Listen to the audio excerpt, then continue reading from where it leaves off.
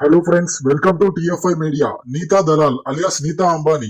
ఈమె 1963 నవంబర్ 1న ముంబైలో ఒక మిడిల్ క్లాస్ ఫ్యామిలీలో జన్మించింది. తల్లి పూర్ణిమ దలాల్, తండ్రి రవీంద్రభాయ్ దలాల్. ఇంకా ఈమెకు ఒక చెల్లెలు కూడా ఉంది, పేరు మమతా దలాల్. ఇంకా నీతా అంబానీ తండ్రి ముంబైలో సేల్స్ కంపెనీలో పనిచేస్తే తల్లి హౌస్ వైఫ్ గా ఉండేది. నీతా అంబానీకి చిన్నప్పటి నుంచి డాన్స్ మీద ఇష్టం ఉండడంతో తన తల్లి క్లాసికల్ డాన్స్ లో చేర్పించింది. తన స్కూలింగ్ మొత్తం ముంబైలోని రోల్స్ మ్యాన్స్ ఇంటర్నేషనల్ స్కూల్లోనే జరిగింది. తాను చిన్నప్పుడు బాగా చదివి స్కూల్ టీచర్ అవ్వాలనుకుంది. ఒకవైపు చదువుకుంటూనే మరోవైపు క్లాసికల్ డాన్స్ లో స్టేజ్ పర్ఫార్మెన్సెస్ ఇస్తుండేది. ఇంకా అలా నీతా తన బీకామ్ డిగ్రీని ముంబైలోని నరసింహార్జీ కాలేజ్ లో పూర్తి చేసింది. ఒక ప్రైవేట్ స్కూల్లో కేవలం 800 జీతానికి టీచర్ గా పనిచేస్తుండేది. ఇదిలా ఉన్నప్పుడే ముంబైలో నవరాత్రుల సందర్భంగా చాలా కల్చరల్ ప్రోగ్రామ్స్ ఏర్పాటు చేశారు. ఆ ప్రోగ్రామ్స్ లో నీతా క్లాసికల్ డాన్స్ పర్ఫార్మెన్స్ ఇచ్చింది. ఇంకా అదే ప్రోగ్రామ్ కి ధీరుభాయ్ అంబానీ గెస్ట్ గా రావడం జరిగింది. అక్కడ నీతా క్లాసికల్ డాన్స్ ని చూసి ఇంప్రెస్ అయ్యాడు. ఇంకా నీతా కుటుంబం కూడా గుజరాతీకి చెందిన వాళ్లే. అంతేకాకుండా ఈమె తండ్రికి ధీరుభాయ్ అంబానీతో మంచి పరిచయం ఉండడంతో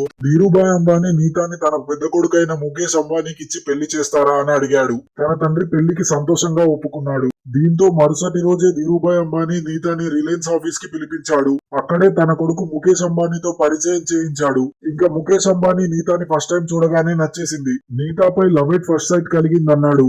అలా అప్పటి నుంచి ముఖేష్ అంబానీ నీతా ఇంటికి ఖరీదైన గిఫ్ట్లు పంపించి తన ప్రేమను వ్యక్తపరిచేవాడు. ఇక అలా ఒక రోజు నీతా అంబానీని పెళ్లి ప్రపోజల్ కోసం రెస్టారెంట్ కు తీసుకువెళ్తుండగా భారీ వర్షం కారణంగా కారు రోడ్డుపై 30 నిమిషాలకు పైగా ఆగింది. ఎంతసేపు చూసినా ట్రాఫిక్ క్లియర్ అవ్వకపోవడంతో ముఖేష్ అంబానీ కారులోనే నీతా అంబానీకి డైమండ్ రింగ్ తొడిగి ఎంగేజ్మెంట్ చేసుకున్నాడు. తరువాత వీళ్ళిద్దరూ 1985లో ఘనంగా పెళ్లి చేసుకున్నారు. పెళ్లి తర్వాత ఇంట్లో ఖాళీగా ఉండడం ఇష్టం లేక నీతా 800 జీతానికే స్కూల్లో టీచర్ గా మళ్లీ పనిచేయడం ప్రారంభించింది. వీళ్ళిద్దరికి పెళ్లై 2 సంవత్సరాలు అవుతున్నా పిల్లలు పుట్టకపోవడంతో డాక్టర్ ని కన్సల్ట్ అయ్యారు. డాక్టర్స్ వీళ్ళిద్దరికి పిల్లలు పుట్టే అవకాశం లేదనడంతో వీళ్ళకి ఆ మూమెంట్ లో ఏం చేయాలో అర్థం కాలేదు. అయినప్పటికీ ముఖేష్ అంబానీ పట్టు వదలకుండా చాలా మంది డాక్టర్లను కన్సల్ట్ అయ్యాడు. అలా యుఎస్ లో గైనకాలజిస్ట్ వీళ్ళిద్దరిని చెక్ చేసి వీళ్ళిద్దరికి సహజ పద్ధతిలో పిల్లలు పుట్టడం కష్టమని చెప్పాడు. కానీ ఐవీఎఫ్ ద్వారా పిల్లలు పుట్టే అవకాశం ఉందని చెప్పాడు. ఇంకా ఇలాంటి పరిస్థితుల్లో భార్యాభర్తలు శారీరకంగా కలవకపోవడం వలన గాని లేక పురుషుని వీర్య కణాలు తక్కువగా ఉండడం వలన డోనార్ నుంచి వీర్య కణాలు తీసుకొని డైరెక్ట్ గా గర్భాశయంలోకి ఇంజెక్ట్ చేస్తారు.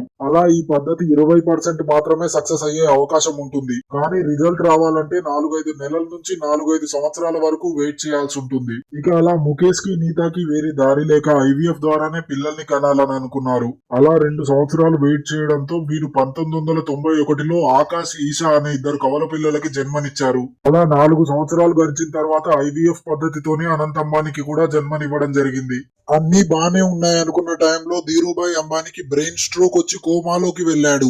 తన అదృష్టం బాగుండి చాలా త్వరగానే కోమాలో నుంచి బయటకు వచ్చినా వెంటనే పక్షవాతం వచ్చి కుడి చేయి పడిపోవడం జరిగింది. ఇక చేసేదేమీ లేక ధీరుభాయ్ అంబానీ తన ఇద్దరు కొడుకులకి రిలయన్స్ బిజినెస్ అప్పగించేశాడు. అలా అన్నదమ్ములు ఇద్దరూ కలిసి gas, finance, chemical sectors, petroleum అని వివిధ రంగాల్లో బిజినెస్ స్టార్ట్ చేశారు. ముఖ్యంగా అనిల్ అంబానీ ఐడియాలజీతో టెలికాం ఇన్ఫ్రాస్ట్రక్చర్ ని స్టార్ట్ చేయగా అది 2001 నాటికి ఇండియాలోనే లార్జెస్ట్ కంపెనీగా ఎదిగింది. ఈ సమయంలోనే వీళ్ళిద్దరి భార్యల కారణంగా వీళ్ళిద్దరికి గొడవలు రావడం మొదలయ్యాయి. ఇందుకు ముఖ్య కారణం అనిల్ అంబానీ వాళ్ళ భార్య టీనా అంబానీయే. ఎందుకంటే బాలీవుడ్ లో టీనా అప్పటికే సక్సెస్ఫుల్ హీరోయిన్ గా ఉండేది. ఇంకా అప్పట్లో మూవీ ఫంక్షన్స్ కి తరచుగా వెళ్తున్న అనిల్ అంబానీ తనకంటే 4 ఏళ్లు పెద్దదైన టీనాతో లవ్ లో పడ్డాడు. కానీ అప్పటికే సంజయ్ దత్, రాజేష్ ఖన్నా, రిషి కపూర్లతో టీనా ఎఫైర్ లో ఉందని బాలీవుడ్ మీడియా కోడై కూసింది. సంజయ్ దత్ తో టీనా పెళ్లి వరకు వెళ్లి ఆగిపోయింది. అలా వాళ్ళిద్దరికీ బ్రేకప్ అయి మానసికంగా కృంగిపోతున్న టీనాకు అదే సమయంలో అనిల్ అంబానీ పరిచయం అయ్యాడు.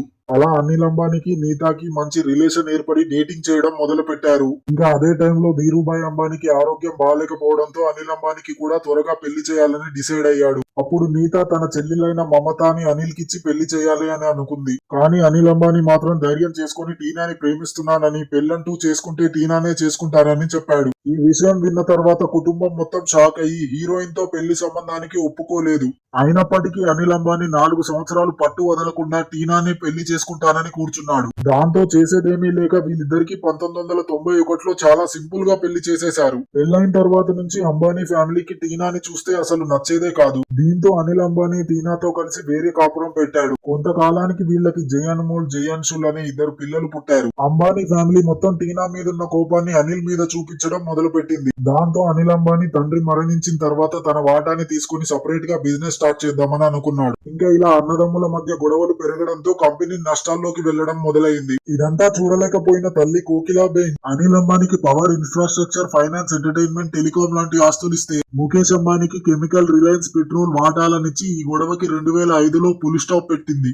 అప్పటి వరకు లైమ్ లైట్ లో హీరోయిన్ గా ఉన్న టీనా అంబానీ పెళ్లి తర్వాత అనిల్ అంబానీ కుటుంబం కోసం హౌస్ వైఫ్ గా మారిపోయింది. మరోవైపు హౌస్ వైఫ్ గా ఉన్న నీతా అంబానీ 2008 తర్వాత లైమ్ లైట్ లోకి రావడం మొదలు పెట్టింది. 2008 తర్వాత ముఖేష్ అంబానీ కెమికల్, పెట్రోల్ తో పాటు జియోని లాంచ్ చేసి మిగతా టెలికాం కంపెనీలకి గట్టి పోటీనిచ్చాడు. 2016లో జియో నెట్వర్క్ తో తన 3 పిల్లలని బిజినెస్ లోకి దింపాడు. ఇదిలా ఉండగా ఐపీఎల్ లో ముంబై ఇండియన్స్ టీమ్ కి నీతా అంబానీ ఓనర్ గా ఉండడంతో జనాల్లో పాపులర్ అవ్వడం మొదలైంది. అలా ముఖేష్ అంబానీకి డబ్బులతో పాటు భార్య మీద ప్రేమ కూడా రోజు రోజుకి పెరిగిపోయేది. అలా తన ప్రేమకి గుర్తుగా ముంబైలో 4 లక్షల స్క్వేర్ ఫీట్ లో 15,000 కోట్లు ఖర్చు పెట్టి అంటిలియా భవనం నిర్మించాడు. అలానే అప్పటి నుంచి నీతా అంబానీ బర్త్డే కి లగ్జరీ కార్స్, పెద్ద పెద్ద గిఫ్ట్స్ ఇచ్చి సర్ప్రైజ్ చేసేవాడు. అంతేకాకుండా 365 కోట్లు ఖర్చు పెట్టి పింక్ డైమండ్ అని పిలువబడే ఐఫోన్ ని గిఫ్ట్ గా ఇచ్చాడు. తన కోసం ధీరుభాయ్ అంబానీ అనే ఇంటర్నేషనల్ స్కూల్ ని కూడా కట్టించాడు. ఇక అందులో నీతా అంబానీ అప్పుడప్పుడు వెళ్లి టీచింగ్ చేస్తూ ఉంటుంది. ముఖేష్ అంబానీకి నీతా అంబానీపై ఉన్న ప్రేమే కొందరికి సమస్యలు తెచ్చిపెట్టింది. తన భార్య తనతో తప్ప ఎవరితో ఉండకూడదని, తన భార్య తనను తప్ప వేరెవరిని ముట్టుకోకూడదని, వేరెవరైనా తన భార్యను ముట్టుకున్నా, తన భార్య వేరెవరిని ముట్టుకున్నా ముఖేష్ అంబానీకి నచ్చేది కాదు. ఐపీఎల్ టీమ్ కి ఓనర్ అయిన తర్వాత నీతా అంబానీకి పార్టీస్, ఫంక్షన్స్ కూడా ఎక్కువ అయ్యాయి. ఆర్సీబీ ఓనర్ అయిన విజయ్ మాల్యాని అప్పట్లో బిడ్డింగ్ టైంలో కలిసింది. దాని తర్వాత వీళ్ళిద్దరూ కిస్ చేసుకుని, హక్ చేసుకుని పార్టీలకు వెళ్లిన ఇమేజెస్ అన్ని బయట మీడియాకి లీక్ అయ్యాయి. దీంతో విజయ్ మాల్యాకి నీతాకి మధ్య ఏదో జరుగుతుందని రూమర్స్ క్రియేట్ అయ్యాయి. ఇది చూసి తట్టుకోలేకపోయిన ముఖేష్ అంబానీ విజయ్ మాల్యాని డైరెక్ట్ గా టార్గెట్ చేయకుండా తన బిజినెస్ మీద దెబ్బ కొట్టాడు. బిలియనియర్ అయిన తనని బ్యాంక్ కరప్ట్ చేసి ఇండియా నుంచి వెళ్లిపోయేలా చేశాడు. ఇండియాలో తన బిజినెస్ లన్నిటి మీద దెబ్బ కొట్టాడు. ఇంకా బీసీసీఐకి వైస్ ప్రెసిడెంట్ గా ఉన్న లలిత్ మోడీ క్రికెట్ ని అడ్డం పెట్టుకుని అక్రమంగా డబ్బు సంపాదిద్దామని 2008లో ఐపీఎల్ ని ప్రారంభించాడు. ఆ రోజుల్లో ఏ సెలబ్రిటీకి రానంత క్రేజ్ ఐపీఎల్ వల్ల లలిత్ మోడీకి వచ్చింది. అదే టైంలో ముంబై టీం కి ఓనర్ అయిన నీతా లలిత్ మోడీతో పార్టీస్ కి వెళ్తూ ఉండేది.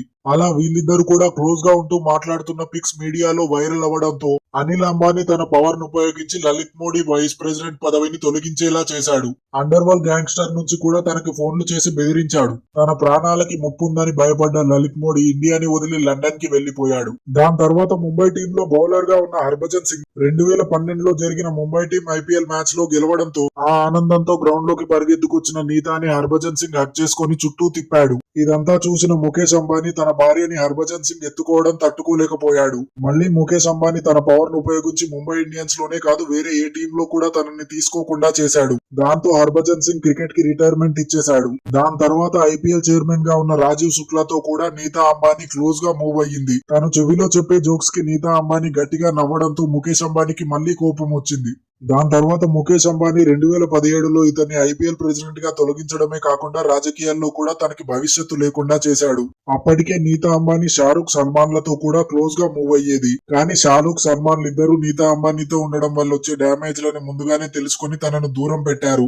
నీతాతో కాకుండా ముఖేష్ అంబానీ కొడుకులతో స్నేహంగా ఉండడం స్టార్ట్ చేశారు. ఇంకా నీతా అంబానీకి 61 ఏళ్ల వయసు వచ్చిన తర్వాత కూడా తన అందాన్ని కాపాడుకోవడానికి యుఎస్ఏ కి వెళ్తూ ఉంటుంది. అక్కడ colour improvement, face filler, skin titling లాంటివి చేయించుకుంటూ ఉంటుంది. రీసెంట్ గా ముఖేష్ అంబానీ 677 కోట్లు ఖర్చు పెట్టి నీతా అంబానీకి అన్ని విధాలుగా సహాయపడే ఒక రోబోని గిఫ్ట్ గా ఇచ్చాడు. నీతా అంబానీకి సంబంధించిన సీక్రెట్స్ అన్ని ఈ వీడియోలో రివీల్ చేశాను. మీ అభిప్రాయాన్ని కామెంట్ సెక్షన్ లో తెలియజేయండి. వీడియోకి లైక్ చేసి మా ఛానల్ ని సపోర్ట్ చేయండి. నా నెక్స్ట్ వీడియోలో ఇండియాలో టాప్ సెలబ్రిటీ సీక్రెట్స్ బయట పెడతా. Boyfriends. వెళ్లే ముందు ఛానల్ ని సబ్స్క్రైబ్ చేయడం మర్చిపోకండి.